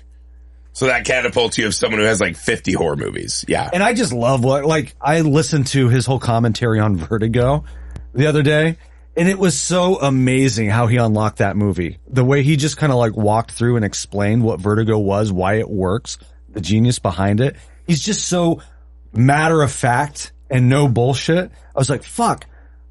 I didn't actually ever think of Vertigo that way. Now I'm trying to remember exactly what it was, you know, I don't want to make this into a Vertigo rant, but I would say go listen to it because it's so genius. Anyway, that's me filibustering for my next pick. Which, oh my God. A lot of straight white men on this pod. Mm-hmm. Don't take it. A lot of straight white men. Sophia, how are you feeling about this? I've been trying to find a single female director that has made, like, I hate to say this, but like more than one good film. And there has been a couple that have made 2 good films, but not notable enough to like surpass the dudes on my list, which sucks. Glorious did come up. Rebecca, shout out. Oh shit. I'm going to, it was really the script on that one that sucked, though. You know what I mean? Shut the fuck up. I'll kill you. I showed Sam in Zero Dark 30 was a female director. So yeah, Catherine Bigelow. No, we already did that shit on the Home Invasion pod. We're not Catherine Bigelow did do Perfect Dark. She did do Perfect Dark. Holy shit. Catherine Bigelow. Near Dark. She did Near Dark. Near Dark. Perfect Dark's Perfect Dark's the GoldenEye ripoff video game. All right, Heath, no more filibustering. It's time to fucking bring it on. Get on it.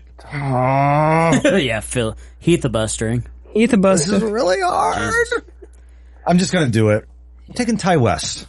Okay, that's a good one. Taking Ty West. We love Ty West. I kind of love that. Look, if you're asking me to pick between Eggers and Astor and Ty West, I'm going with Ty West. Really? Yeah, I kind of agree. He's more than Eggers? Because to me, Ty West is more like... Eggers has got 2.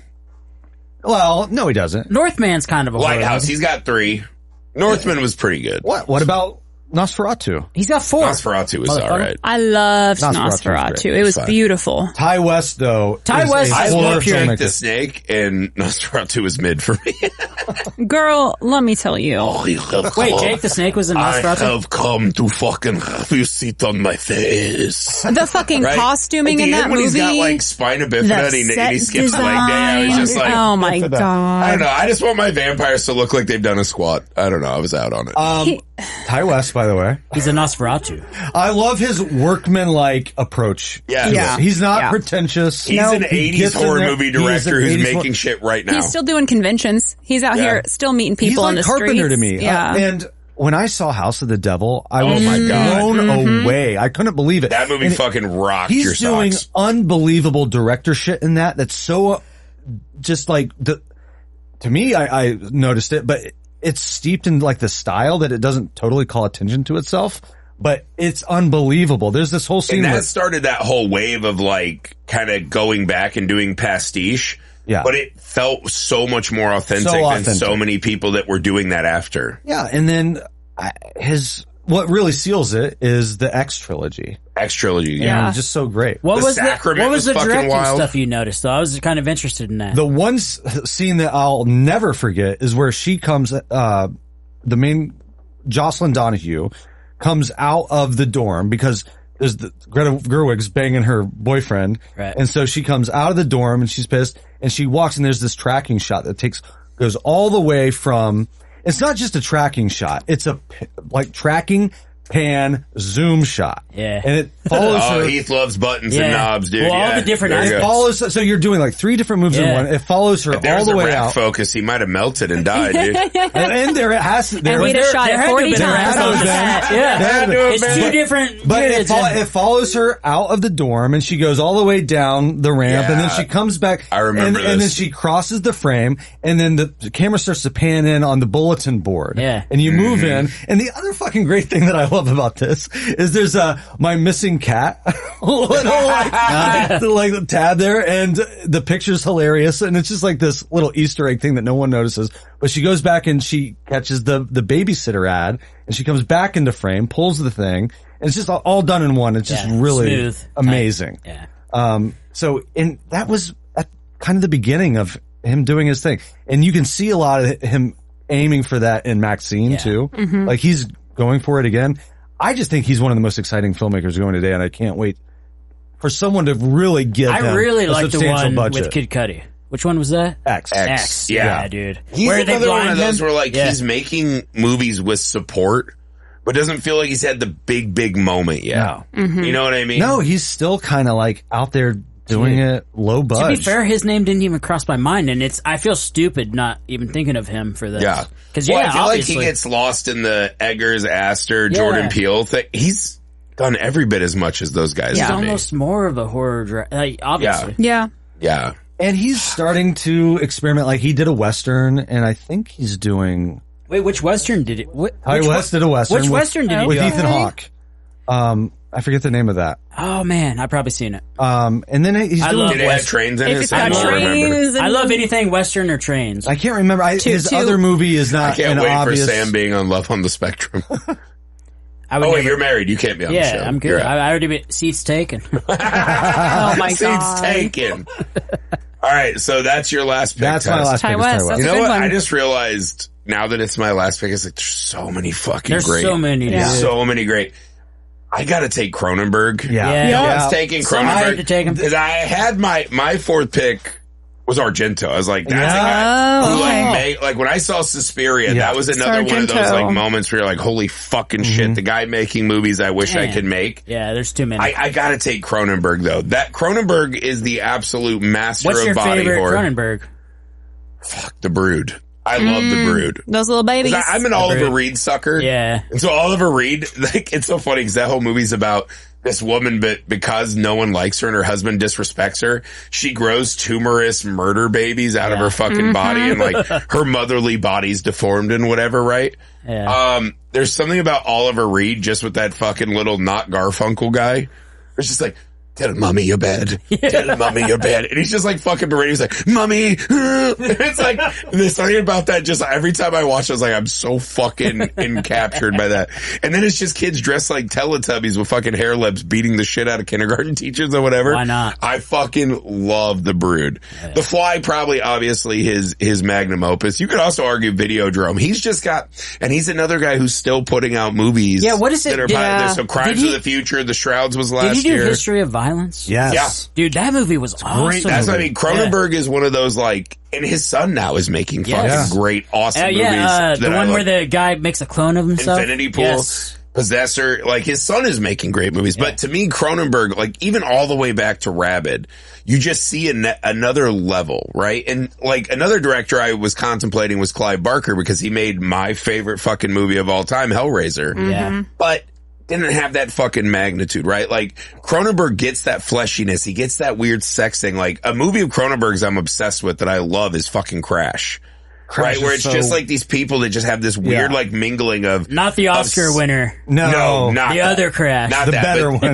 This is like people who are like sexually on edge and looking to put in car crashes, right? Yeah, I remember that. And there's a scene where James Spader's just fucking this chick and it's like his movies like They just reach down and fucking start activating deeper, more primal ideas in me, right? That it is body, right? He's a body horror director mostly, but like the way he attacks the fucking mind and the things I think about like for days after I watch, even a movie like Videodrome, which I've seen fucking 20, 30 times. Every time I watch it, it's like just days after you're just like, fuck man, how did he come up with all that? Like what was the thought? And dude, I'm lost in his movies in a way that rarely happens for me. It's weird. His son's movies are kind of similar, right? I wonder what the childhood was like for that kid. You know, like was it just super fucking weird? Nothing but nipple clamps. And he comes up and he's just, I'm gonna make movies like my dad. Dude, I wish he would have come out and been like, you know what I'm making? Jumanji 3. That's what like most of the times. Yeah, I'm making kids movies with The Rock and Kevin Hart, and that's it. And Nick Jonas. You need a shift. I don't think about the body ever. Right? I only work on the heart. Fucking, you know, dude, Infinity Pool's fucking gnarly, and you see the lineage of his dad. It's very similar. I really wanted Argento for the heart, but like You have to take Cronenberg. Well, if he's not in this draft, we would have failed. Is that your last pick? That's my last pick. All right, Sophia and Sam, we got 2 more picks. Damn, brother. I know. I have 2. There's one that's made more good movies, but there's one that has like 2 really substantials. Is one of them named Stanley? He's on my list. I thought about him. I'm going to do Ari Aster. Okay. Because he might only have, in my opinion, 2 good movies, but those 2 good movies. You hate Midsommar. What's the other one? No, I've come around to Midsommar. Okay. I do like Midsommar. I think it's, I watched it at the drive-in. It didn't work. I watched it, the director's cut in a theater with Josh, and he was being a cute little nerd the whole time. It didn't work for me. I watched it at home alone. It worked for me. Yeah. I have come around to it. And even if I don't, it's never like a movie that I'll probably put on to enjoy. It's a well done movie. Yeah. And there's no denying the craft behind the movie. Absolutely. He is a challenging director. He sets out to, make you earn the affection. Right. I mean, dude, Midsommar alone. For me, it's Hereditary. Honestly, the best compliment I can give him, I think he has made the best movie since the year 2000. 100%. Which was Hereditary. And that's why I want to give it to him. Hereditary is movie, like not horror movie, not messed up movie. Best movie. It's like the best movie since the year 2000 to me is Hereditary. You guys, I told you earlier, my neighbor. When was Gladiator made? 99? 2000. Like right in 2000. That was the other one I thought about too. Because I fucking also am rock hard for Gladiator. Gladiator might have been the best movie. I've never seen it's like that. Everything Ever All at Once, Hereditary. There are a handful of like best like movies of the century so far. And to me, Hereditary is the one. Like that was such a fucking... Better than Avatar? Get the fuck. Yeah, a little bit better than Avatar. Oh my God. A little bit better than Avatar to me. But that was one of those movies like, and again, so few directors can capture that uncanny. It was wild. Like, a movie that made me feel unsafe walking to my car. I felt unsafe driving home when I came home and my house was empty and everyone's asleep. Well, and I'm like, to be fair, you're into the witchcraft shit. Yeah. So when I watched that movie, I was not terrified at all. It's more than witchcraft. I was just like, I don't give a fuck about what my neighbors are doing. Sam. I'd be more worried about finding Sam naked in my treehouse. That's what I'm saying. Well, yeah. As a guy who used to live with Sam in college. No, I just feel Sam loves getting butt naked if any of gatherings. these situations ever happened, I'd be the one instigating it, so I'm not afraid of it. You know what I mean? You think you're the fucking MacGyver? I think I would be the one that was in league with Satan. It's not Satan. I mean, I probably agree with that. That makes perfect sense. Beelzebub or whatever the hell his name is Paimon, first off. Whatever. I don't give a fuck what his name is. Oh my God, Paimon's gonna get you tonight, bro. Hey, Sam. I know I'm talking tough now. I'm gonna be shivering in my bed later. Yeah. I think he does a great job of like the uncanny. So he talks a lot about, oh man, what's the... never mind. I lost it. Well, he talks a lot about... You're picturing Sam naked in I got fucked up. Like, he talks a lot about Bergman, and he brings in these... You know what? That's a great comparison. He really does have that Bergman feel. Yeah, he brings in a lot of these... Bergman, Sam. These other influences. I always called him Ingrid. So, there is Ingrid. There is this that's scene the actress. At the end of Hereditary that I can't ever get out of my head, and it's maybe like... disturbed me more than almost any other movie I can think of, at least as an adult.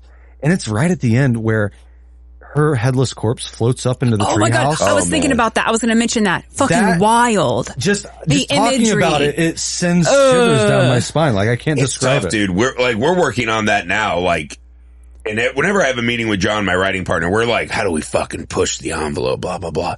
And it's like, man, sometimes those like just really fucking simple images are so fucking strong. And it's so fucking hard to like ride those and not try to like more graphic. Dude, think about that. The wildest scene in that movie, the one everyone talks about, is just a fucking dinner scene of a mom losing her shit on her teenage son who's got an attitude and killed her kid, and she so still much kind of trauma. loves him because he's her kid, but like also hates him. Yeah, like that's one of the best movie scenes I've ever seen in my entire fucking life. About the whole movie is the dad. The dad's just trying to be a fucking dad. Dad's just like an aloof dick. He's like, God, I have stocks and pay the bills. Isn't that enough? Jesus Christ. And the best scene is when like she's like, my mom's in the attic. Her head's gone. Oh, and he's like, you're fucking crazy, dude. Let me go up in this fucking attic and check. Cause that's how Josh has to do to me when I'm like, he just slowly walks up and he's like, I'll go check it out. And it's like, well, this guy's fucked. But then he comes down and you expect him to be like, I didn't see anything. And he comes down and he's like, what the fuck is that? In a very calm, like, What's going on? Like, you dug up your fucking mom instead of just being like, holy fucking shit, babe, you were right. The whole, like, he's just, and then that's when it leads into that whole, like, oh, this dad's about to fucking die. Igniting, yeah. Yeah. So, I will say to this day, too, we just have to say it on every fucking pod we mention Hereditary. Toni Collette not winning the Oscar for that movie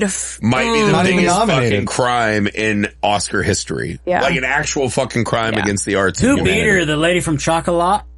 Oh my God. I mean, the artiste. No, she was not up against the lady from Chocolat. The filmmaker that I was going to mention that Ari Aster talks about as a major influence is Peter Greenaway. Yeah. So he did that, The Cook, The Thief, The Wife, The Lover. Yep. And that has what I'm talking about. That just kind of like offbeat, weird, just crawls under your skin and you can't quite describe why. Just something about the perspective that it comes at you with is just so unnerving. Absolutely. Yeah. Great pick, Sophia. Good Sam, pick. what do you have for your last pick? Oh, my last one? Shit. All right. Every single pick. Every time. Me? Oh. I thought I already picked them all. All right, so I could go with, there's a lot of good options left, right? Yeah. I could take. And you're not going to pick any of those, so who are you going to pick? I could take Lynch. I could take Boyle. I could take MC McCarthy. I could take Robert Rodriguez even. There's a ton of them. I could take Clive Barker, like Griffey was saying.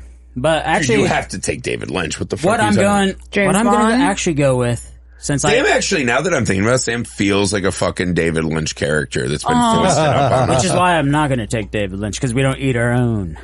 Oh. I'm going to go with the guy that I continually pick his movies yet never give him any credit. I'm going to go with Eli Roth. I love Eli Roth. Sam just lost. I love Eli. Lost. I pick Hostel almost every other draft. That's a fucking JB pick. Yeah, but I feel like if there is a pure horror director, he's so committed to the genre. He's so committed to the genre. So committed to the genre, it's all he does. It's not about horror. Yeah, it's about just being His great movie is Hostel. It changed the game. No. It didn't. Saul changed the game, and Hostel was writing that. Saul was a little pussy-ass bitch compared to Hostel. But that could be true also. Yeah. That is true also. Like, why wouldn't you pick James Wan over Eli Roth? That's what I'm saying. Because he directed Saw, didn't he? No. Well, yes. Yeah, and The Conjuring, and Malignant, and all kinds of fucking wild shit. God, I love Malignant. Like, James Wan not being picked is actually kind of fucking crazy. That was my other one. James Wan is the most underappreciated modern horror director. Feel free to switch it up. I'm talking about Eli Roth, the American. Oh my God. He might be Jewish. He makes a point and he always does that. I don't even know what the fuck just because I don't know for sure if he's American. He might be. He might be Canadian. He's Canadian. I think he's a Jewish American. Canadian. No, he's Canadian. I think he's a Jewish Canadian. He's a fucking Canadian, but that's all right with me. I just really liked Hostel. I really liked Green Inferno. I love Eli. He's a good pick. He's a goofy motherfucker. Thanksgiving. That was a fun Knock movie. Knock. Like he branched out a little bit. Yeah. I think he's fine. I think in the pantheon, I don't think you're literally staring down the barrel at David Lynch or fucking Eli Roth, and you picked Eli Roth. I did. Jordan Peele is still out there. I did it full-throatedly. Danny Boyle, fuck him. Oh my God. Oh, Nia Costa did it better. True. Nia Costa. See, he did it again. Yeah. Huh. Is that when I don't really believe it? I think that's your tell. Oh, we may have a tell. Danny Boyle's great. All right, fine. Sam blew it. All right. Directors we missed. We kind of just missed Stanley Kubrick. We missed an entire Spielberg. fucking group of great Italian directors that made so many. Bava. We forgot Fellini. Not Fellini. Fucking Argento. Fulci. All these great fucking horror directors in Italy that kind of were making these giallo movies that became a genre and then fucking influencing so many. I don't like bright colors at all. Fuck you. But I'm saying, like, you look at that, that's straight to De Palma, that's straight to all the fucking thrillers, that's straight to the erotic thriller. We missed Mike Flanagan. He's phenomenal. Mike Flanagan, one of the best modern horror directors. Yeah, I forgot his name. I just put the guy that directed Hush on my notes. That's him. Yeah, we missed Eggers. Right? We missed Jordan Peele. Yeah. We could go back to Tom Holland is a very underrated horror movie director, right? He's also a great Child's actor. Play, Fright Night, like great fucking director. Do we count Kevin Smith? He made like one messed up Kevin movie. Smith has made a couple really great. Red State's fucking incredible, right? Like I think Kevin Smith's a great fucked up movie director. State, what about Yoga M. Night Hosers? Shyamalan? Oh, Shyamalan. So he was on my list, but I was like, he's got the one great movie, and then a bunch of like, that's an M. Night Shyamalan movie. Yeah. That's a lot of horror people, though. Yeah. Yeah. Heath Benfield. Thanks. We could have said That's Heath insane Benfield. that we missed Give him. me time, guys. We'll see how this cut goes. Well, there are a lot of, Fritz Lang. Fritz Lang, James Whale. There's all these classic, like Todd Browning, who made Freaks. Yeah, who did one of the the wildest Nosferatu. early fucking movies. That would be Murnau. Yeah, F.W. Murnau. Yeah. Murnau. Yeah. Okay, so Murnau or more later. All the German expressionists. Yeah, there were so many. Nick brought up one. Fritz Lang though is like a big. I knew it was going to fall. Holy shit! I'm getting hit by fucking. Hey, wait! Fritz Lang was the Nazi that they don't want me to. He was not a Nazi. He was. They don't want me to give credit to Germans. I thought he was a Nazi. No, he fled from Germany because of the Nazis. Oh, but he made Metropolis. He made M. He made like fucking huge, incredibly important fucking movies in the early years. Modern directors just try to remake Megalopolis or something. Francis Ford Coppola. Yeah, that's a different movie. Yeah, that's not Fritz Lang.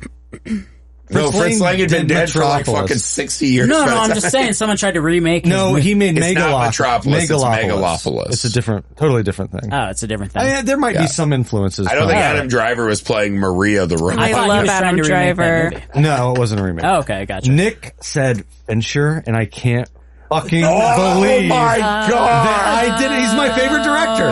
How did I? And he made two of the best fucking terrifying procedurals of all time.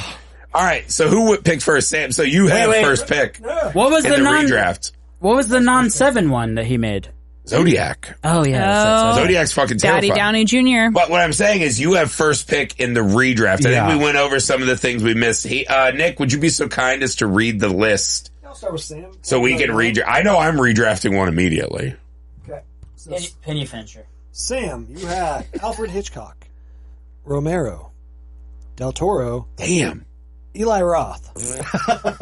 Wow, yeah, one of these things is not like the others. Yeah, that was wild.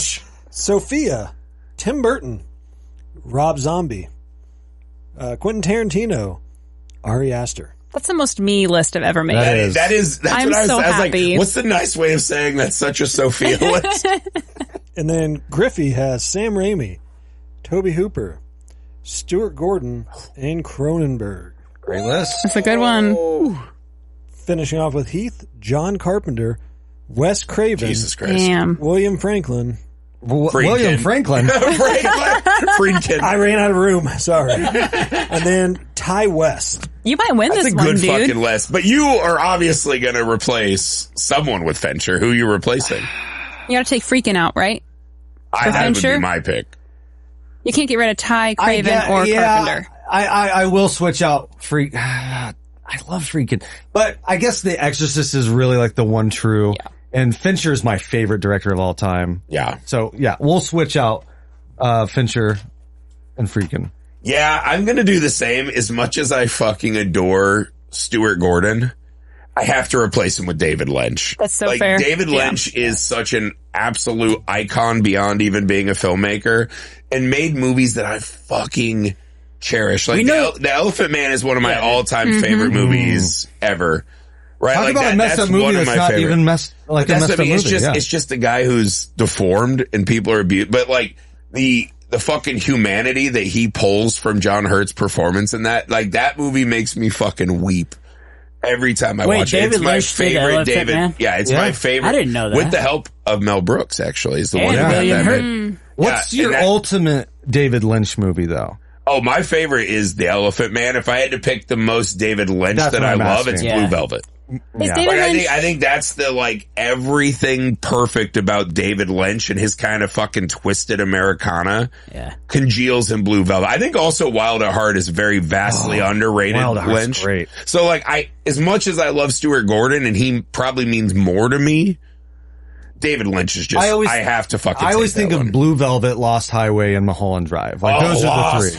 Did he do The Rabbits? The Rabbit. I remember being in high school and being sent this like creepy, weird, it was very Americana, but it was rabbits that would come home and there was like laugh tracks and like sitcom things that played over it. But it was a short film. It does sound like Lynch. Sounds like him. But it was humans and rabbit costumes. Well, one of the last things I saw before he passed away was that weird ass thing he did on Netflix. Like, what's wrong with that? It was like him interrogating a chimpanzee. Yeah. And you're just like, I just fucking love that this guy's out here. Dude, he did a lot of weird shit. I mean, and he also Lloyd Kaufman too, man. We didn't talk about Corman, Roger Corman. But yeah, I have to take David Lynch in place of Stuart Gordon. And he also did Twin Peaks. Twin Peaks is my favorite. So amazing. That's a TV show, though. We're not allowed to talk about Look how spooky this is, guys. It's awesome. 2002. I used to just watch. I had a DVD that was just his early art projects. Yeah, or it's like these weird, surreal kind of like film experiments, and those were fucking. That was for like PBS. Yeah. So I'm taking David Lynch. Sophia, that's some creepy shit. Oh, I'm not changing. On the redraft. Mine is good call, bro. Like 100% through and through. I feel like Gordon Stewart was mostly known for his race car driving. He was Jeff Gordon. You fuck. Tony Stewart. Jeff Gordon. Yeah, they were both known for the race car driving, man, not their movie making. Aye. So anyways, what do you got, Sophia? I'm not changing my list. Oh, you're not? What do you got, Sam? I don't think I am. I feel like I've been badgered into taking Eli Roth out of this, but I feel like he's just not dead yet, so it's not as cool. Jesus fucking Christ. I feel like in 100 years people are going to be Eli Roth was amazing. I'll tell you. Hey, you want to know a goddamn fact? Fuck Spielberg. I'll fucking bet my eternal soul on this. In 30 years, no one will ever fucking say the name Eli Roth again. Ever. In 100 years, they're going to be like, who the fuck in 100 years, Gordon there won't Stewart? be us. There'll all be robots that have fucking evolved without us, and we're dead. And they would have all grown up watching Eli Roth. No, they're going to like Ari Aster. I feel like Hostel, I'm going to go on record. Hostel is going to be just as powerful as Night of the Living Dead in 100 years. Wow. It's not right now. That movie's been out for 20 years. No one gives a shit about Hostel. Night of the Living Dead wasn't that powerful in the 70s. I think it was. It was immediately powerful. I feel like you all are mistaken. Okay. That's just how I feel. That's fair. You're so right. Yeah. Well, go off, King. Like Jeff Gordon, I want to yank the wheel and crash into the wall at full speed based on Sam's takes. Guys, let us know who won. You're not going to give Heath a chance to... No, I did. I switched out. He switched Fincher. I got to say, I feel like if Heath doesn't win this one, I think you're just cursed. I just don't. People just don't like me. Yeah, it's me. If you don't win this one with Wes Craven, John Carpenter, and David fucking Fincher, what are we even doing here? That's insane. Let us know who won. Also, I probably beat him. Neither here nor there. David Fincher not known for horror movies, really, except for two of the best ever made. They're like murder mysteries, dude. God damn it! Messed up, they're not Sam. horror. It's not a horror movie. Yeah, you fucker. Guys, this is my favorite thing on the pod is constantly re-explaining to Sam on air what we're doing here. It's one of the best fucking gifts of the show. I'm never gonna budge. No matter what. I'll give you that. Sam plants his fucking feet, and that's the shame you're gonna get for any Ask given him about it, because I just knocked him on his ass like an hour ago. Yeah, me and Sam went nips to nip in a sock fight. But then we found out after he fucking knocked me down that he had grippy socks, like he's a fucking toddler. Duluth. Yeah, the same fucking things that they put on babies' onesies so they can walk around the kitchen. They make this shit in Minnesota for the people that are climbing up on rocks, you know? And yeah, for people climbing rocks with just socks. Neither here nor there. Shut the fuck up, Sam. Go to Indiegogo, type in Mr. Cream Jeans. Do one of these messed up drafts with us where you can debate Sam's socks and race car driver names and help us get our movie out of the world. Go to the Messed Up Movies Podcast Patreon page. Help support and grow this podcast. Make sure you subscribe to the Misfit Parade YouTube channel to see our short films, video versions of the pods, and our Tales from the Crypt companion podcast, Keepers of the Crypt, which you can also find wherever you find podcasts. We'll see you next time.